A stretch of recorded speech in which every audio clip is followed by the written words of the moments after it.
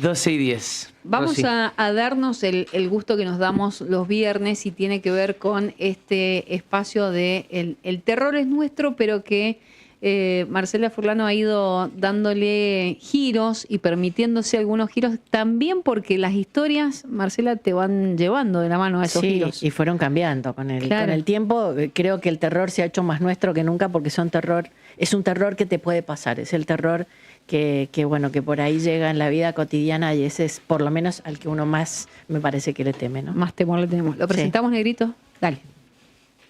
El terror es nuestro. Historias y personajes que han trascendido en la imaginación de los mendocinos de generación en generación.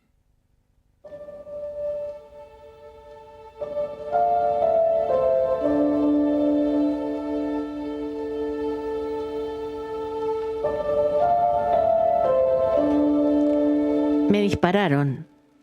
Una descarga de plomo y horror amplificó en la habitación el sonido que ya se había extinguido afuera. Marisa, la madre, buscó con los ojos y las manos entre las ropas de su hijo lo que no quería encontrar, lo que deseaba olvidar, el rojo delator de la tragedia. Giró a su alrededor, la desesperación hecha atención para no perder detalle, para estar segura de que lo que veía no era una súplica, sino certeza. «Estoy bien», confirmó el joven, y cuando agregó que le habían robado la moto, la frase se perdió en el alivio de sus padres. La reciente víctima buscó sentarse, adueñarse de la estampa confiable de la cocina, de los muebles, de cada uno de los objetos que lo ubicaban en su hogar, lejos de la voracidad de esa tierra que se instaló de repente a las puertas de su casa. Cuando recuperó el aliento, su voz se fortaleció en una revelación. Lo vi al abuelo. Recién, en ese instante, los tres acariciaron la fugacidad de un milagro.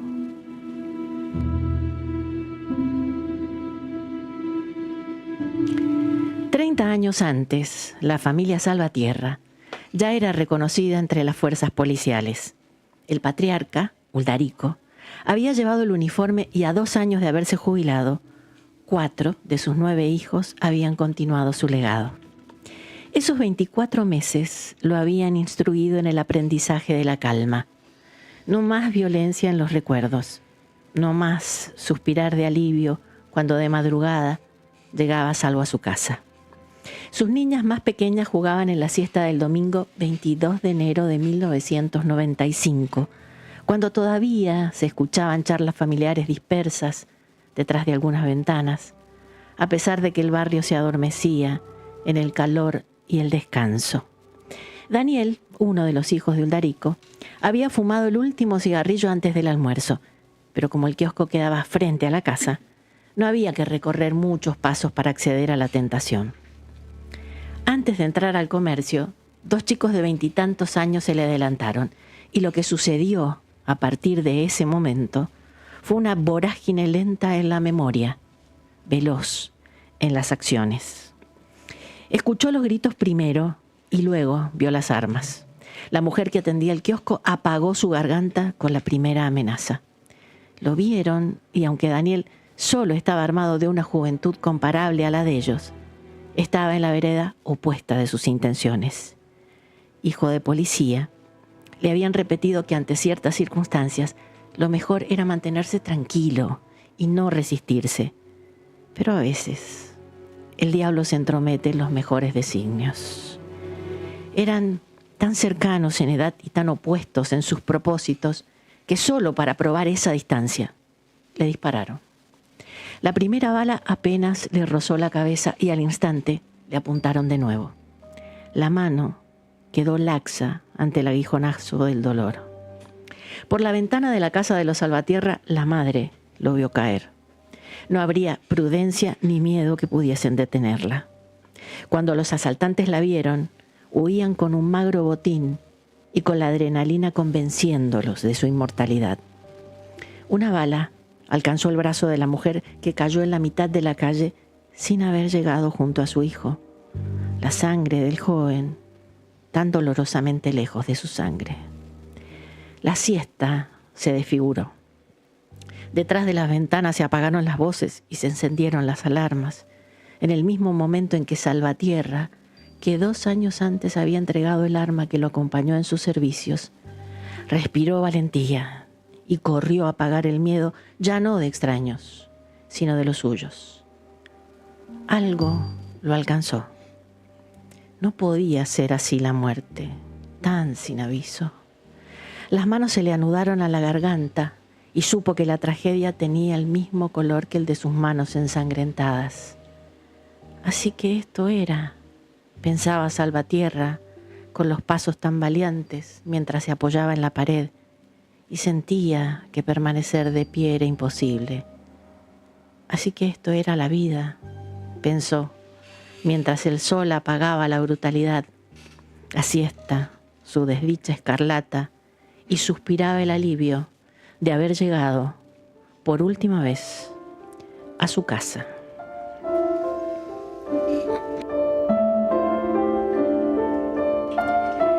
No pudo ni quiso desconocer su legado. Hijo y nieto de policías, el uniforme era el único horizonte que tenía su vocación.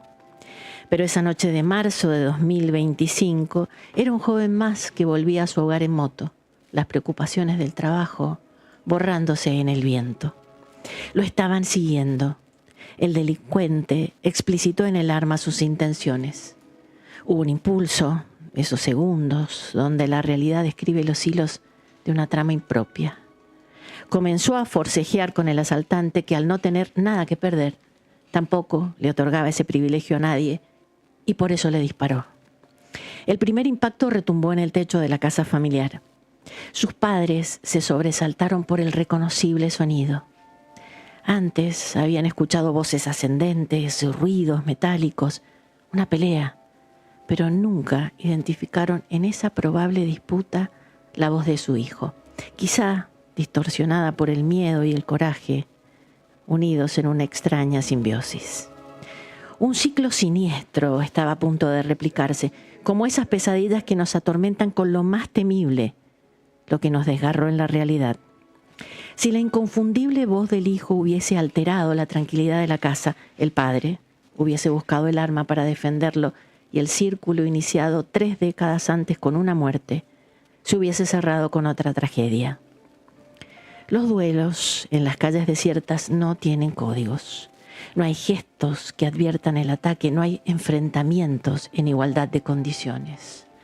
Ocultos en las sombras, al amparo de la oscuridad que los reclama como suyos, ellos demandan una nueva víctima, la que el azar les ofrezca, para sacrificar en el templo de su violencia. En ese duelo estaba él, tercera generación de policías, desarmado y testigo del primer disparo. El instinto lo conminó a buscar a su alrededor un posible refugio para detener las balas de quien lo había elegido azarosamente como su objetivo. Entonces vio, cuando corría para ocultarse detrás del auto de un vecino, una silueta conocida que se interpuso entre el fuego y una herida que no debía repetirse. Era el hombre que solo había conocido en fotos, el que habitaba la devoción de toda su familia, porque salvó una siesta de verano a 2 de ellos. Era su abuelo, el que esa tarde creyó que la violencia ya no era parte de su trabajo, su rutina, aunque la muerte lo emboscara en el lugar más seguro. Otros rostros, otras oscuridades, pero la misma sangre. Era su nieto el que escapaba de la trampa que no entiende de amparos y que de repente lo reconocía en el medio de una lucha cíclica. Mientras el hombre de las fotos observaba al joven entrar a su casa a salvo, se preguntaba si así era la muerte, tan llena de vida.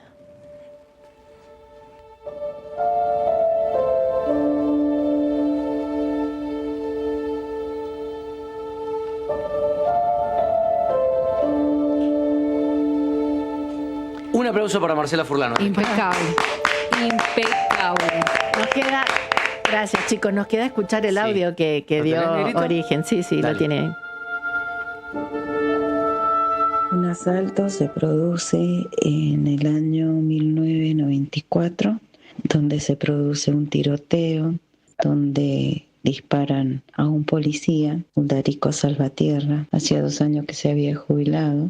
Él pierde su vida de un disparo en la garganta por salir en defensa de su hijo que estaba comprando, donde le disparan en su mano y en su cabeza, y logra él sobrevivir. Pero al ver esto, la mamá de él sale en defensa a auxiliarlo y le disparan a ella en el medio de la calle, alojándole una bala en su brazo. Al ver esto, mi suegro sale en defensa de los dos y le disparan en la garganta. 30 años después, vuelvo a ver el déjà vu con mi hijo, donde lo persiguen para asaltarlo, quitarle su moto, donde nosotros sentimos un disparo dentro de casa y no pudimos salir porque no le conocimos la voz.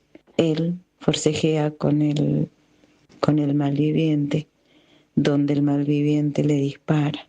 En ese momento, de corta distancia, él ve a su abuelo, se cruza enfrente de él.